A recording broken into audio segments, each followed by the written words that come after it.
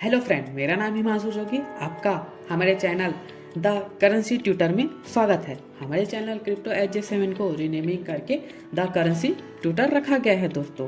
तो चलिए दोस्तों, वीडियो को शुरू करते हैं। वीडियो शुरू होने से पहले हमारे चैनल को लाइक, शेयर एंड सब्सक्राइब करना ना भूले दोस्तों। आज हम बात करेंगे दोस्तों क्रिप्टो करेंसी के पीछे की टेक्नोलॉजी ब्लॉकचेन के बारे में, और क्या आने वाले समय पे ब्लॉकचेन टेक्नोलॉजी पूरे वर्ल्ड पे रेगुलेशन ला सकती है दोस्तों। तो चलिए इसे समझते हैं दोस्तों।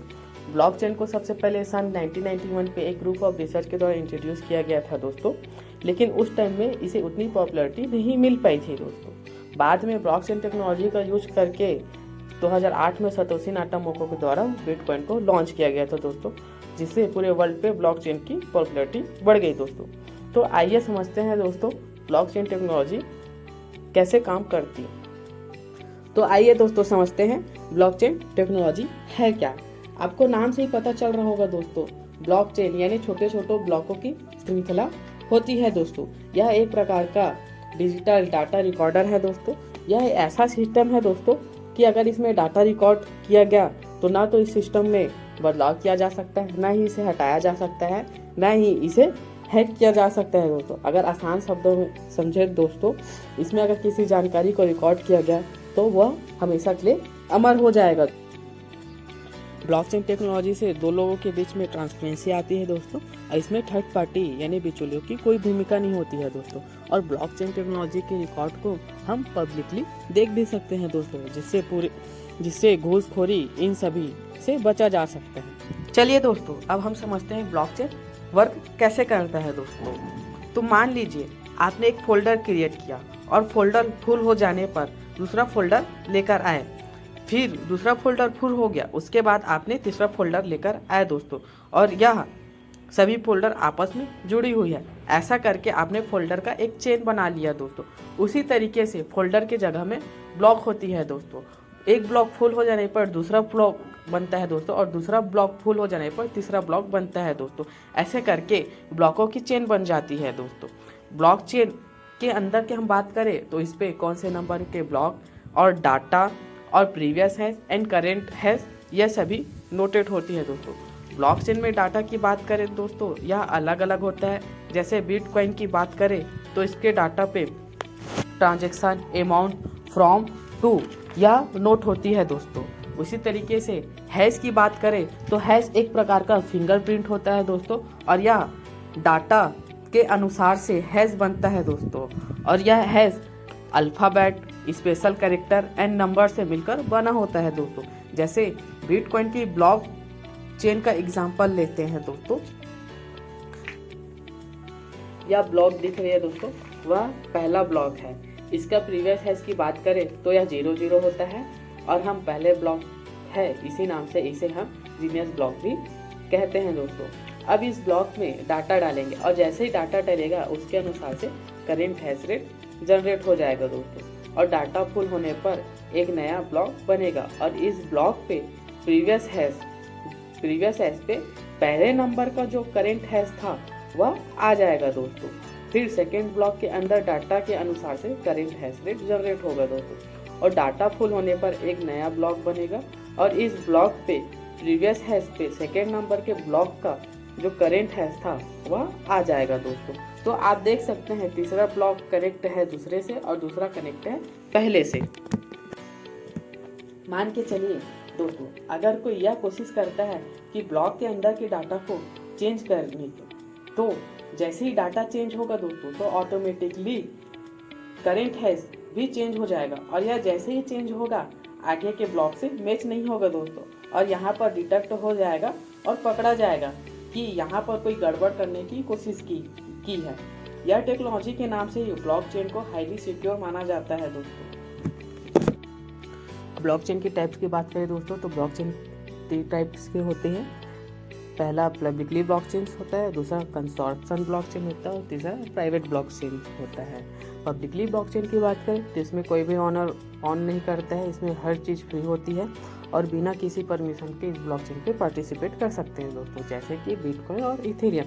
उसी तरीके से कंसोर्शियम ब्लॉकचेन की बात करें तो इस ब्लॉकचेन को एक संघ या फिर ग्रुप ऑन करती है दोस्तों, जैसे कि बैंक सेक्टर हो गया। उसी तरीके से प्राइवेट ब्लॉकचेन की बात करें तो इस ब्लॉकचेन के ओनर एक कंपनी होती है दोस्तों, जो अपने इंटरनल यूज़ और कंपनी के लिए इसे लॉन्च करती है, जैसे कि मोनेक्स एंड मल्टीचेन। ब्लॉकचेन के यूज़ की बात करें दोस्तों, तो ब्लॉकचेन को बहुत सारी इंडस्ट्री पे यूज़ किया जा सकता है, जैसे कि सप्लाई चेन यानी कंपनी अपने प्रोडक्ट को अपने कस्टमर तक पहुंचाया जाता है। इसमें अगर कंपनी लोकल है तो उतनी प्रॉब्लम नहीं होती है तो दोस्तों, लेकिन यह ग्लोबली हो तो कंपनी अपनी सप्लाई के लेन देन की पूरी रिकॉर्ड को ब्लॉकचेन में डालकर सिक्योर कर सकता है दोस्तों। उसी तरीके से रियल एस्टेट की बात करें दोस्तों, इसमें बहुत सारे घर खरीदे और बेचे जाते हैं, जिसमें बहुत सारा स्कैम होता है। जैसे कि हम देख सकते हैं कि एक ही ज़मीन पर कई बार रजिस्ट्री हो जाता है अलग अलग नामों में, क्योंकि इसकी रजिस्ट्री के रिकॉर्ड को आसानी से फेरबदल किया जा सकता है दोस्तों। इसके अलावा बहुत सारा पेपर वर्क होता है और बहुत ज़्यादा टाइम लगता है। अगर आपको प्रॉपर्टी बेचनी है तो आपको भी यह पेपर वर्क करना पड़ेगा दोस्तों। अगर इन सभी डाटा को ब्लॉकचेन में डाल दिया जाए तो सबसे पहले तो ट्रांसपेरेंसी देखने को मिलेगी, कौन इसका पहले मालिक था, कहाँ प्रॉपर्टी बिकी और कितनी वैल्यू है। और कल के डेट में अगर अपनी प्रॉपर्टी बेचनी पड़े ना तो ज़्यादा पेपर वर्क करना पड़ेगा और नहीं ज़्यादा टाइम लगेगा दोस्तों। उसी तरीके से दोस्तों ब्लॉकचेन का use donation and government aids के लिए भी किया जा सकता है। जब भी आप किसी चैरिटी को डोनेशन देते हैं तो आपको नहीं पता चलता कि उस पैसे का यूज़ कहाँ और किस तरीके से हो रही है। अगर आप 1000 रुपये दिए तो आपको यह नहीं पता चलता कि वहाँ तक कितने पहुँचे या फिर बिल्कुल भी नहीं पहुँचा दोस्तों। अगर आप इसको ब्लॉकचेन में डाल दिया जाए तो बहुत ज़्यादा ट्रांसपेरेंसी आ जाएगी और दिखेगा कि आपका पैसा डोनेट किया हुआ कैसे कैसे यूज हो रहा है। सेम चीज़ यह गवर्नमेंट एड्स में भी देखने को मिलता है दोस्तों। किसानों के लिए या फिर आम आदमी के लिए जो योजना निकाला जाता है वह वहाँ तक पहुँचा या फिर बिल्कुल भी नहीं पहुँचा दोस्तों, क्योंकि जो बीच के आदमी सरकारी आदमी होता है वह इन सभी चीज़ों को घोटाला करते हैं दोस्तों। अगर इन सभी चीज़ों को हम ब्लॉकचेन पे डाल दिया जाए तो ट्रांसपेरेंसी आ जाएगी और घोटाला भ्रष्टाचार होने से बचा जा सकता है दोस्तों। मेडिकल एंड हेल्थ केयर में भी ब्लॉकचेन बहुत ज़्यादा मदद कर सकती है दोस्तों। मान कर चलिए अगर आपको पता करना है कि कौन सा ब्लड ग्रुप का कौन सा ब्लड बैंक पे मौजूद है, तो आपको यह पता करना अभी मुश्किल है, क्योंकि आपको 5 से 6 ब्लड बैंक पता करना होगा दोस्तों। लेकिन यही इन्फॉर्मेशन अगर पब्लिकली कर दी जाए तो बहुत ही आसान हो जाएगा। उसी तरीके से गवर्नमेंट को पता करना होगा कि हमारे हॉस्पिटल पे मेडिसिन है या नहीं, या फिर बेड फुल तो नहीं है और क्या क्या फैसिलिटी चाहिए। तो यह सारा पब्लिकली डाटा में रहेगा, तो इसे कोई भी एक्सेस कर सकता है और इन्फॉर्मेशन ले सकता है दोस्तों। ब्लॉकचेन का यूज़ हम गवर्नमेंट वोटिंग में भी कर सकते हैं दोस्तों। हमने बहुत बार सुना है कि चुनाव में धांधली होती है, वोटिंग मशीन को हैक कर लिया जाता है, एक ही आदमी कई बार वोट कर देता है। अगर यह सारी इन्फॉर्मेशन ब्लॉकचेन में डाल दिया जाए या फिर ब्लॉकचेन की सहायता से रन किया जाए तो ना तो इसमें ब्लॉकचेन पे हेरा फेरी होगी और ना ही वोटिंग पे री वोटिंग पड़ेगी दोस्तों, क्योंकि ब्लॉकचेन में एक बार रिकॉर्ड बन गया तो वह बन गया। उसी तरीके से सीआरईओ ब्लॉकचेन पे वोटिंग कराने वाला पहला देश है दोस्तों। एजुकेशन फील्ड में भी इसका हम यूज़ कर सकते हैं दोस्तों। एजुकेशन फील्ड में हमने कई पर देखा है कि बहुत ज़्यादा धांधली होती है, कहीं पे फीस ज़्यादा होता है तो कहीं फर्जी डिग्री को देखने को मिलता है दोस्तों।